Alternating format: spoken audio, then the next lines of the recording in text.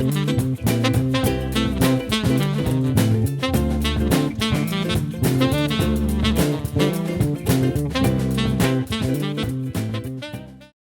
right, let's take a look at number 8, 4x4. We're going to add the rest of the pitches we just learned, including D. Now, the rhythm, by the way, if you can't tell, is the same as number 6 on page 4. We have 4 quarter notes on measure 1, then we have a 1 quarter note on beat 1 of measure 2, followed by 3 quarter rests. The next measure has 4 quarter notes, and then the 4th measure has 1 quarter note on beat 1, and then 3 quarter rests. Now, what's different about this one is that it has a repeat sign.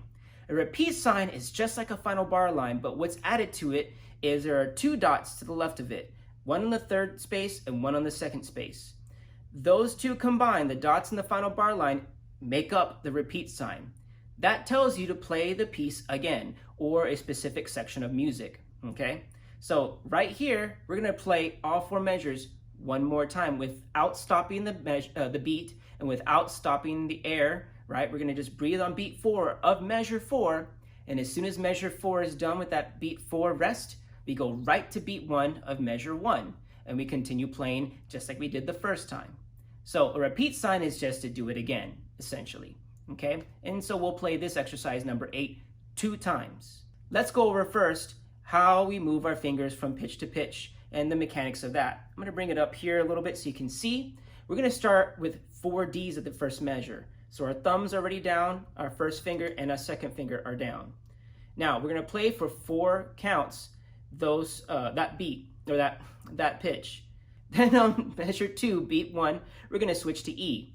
All we gotta do is lift our middle finger, keeping the thumb and first finger down, not lifting all the fingers at once. We're just gonna keep those fingers that we need down and lift the one we need to switch pitches. Then we get to measure 2's beat 2 through 4, right? The 3 quarter rests. So those are enough time to just lift the other 2 fingers and make them open for G, holding of course with your barrel while you play 4 G's on measure 3. And then we're gonna place our thumb down on measure 4, beat 1 for F. After those 3 beats of quarter rests, make sure your finger's already down for D, so you can start again after the repeat sign on beat 1 of measure 1. Let's give this a go. My metronome's set at 60 beats per minute. I'm sitting up nice and tall in my chair. I have a great embouchure about to get set. My fingers are down ready to play, and we're gonna count ourselves off. 1, 2, 3. Breathe on beat 4 and continue playing on beat 1. Make sure that we tongue each quarter note at the beginning of the quarter note. Here we go, ready?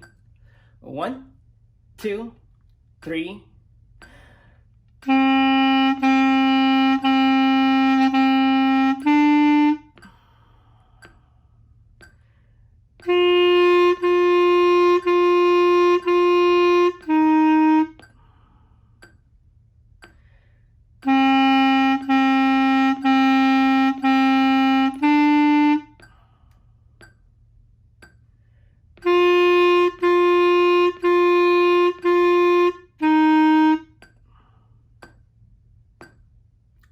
And it's that simple.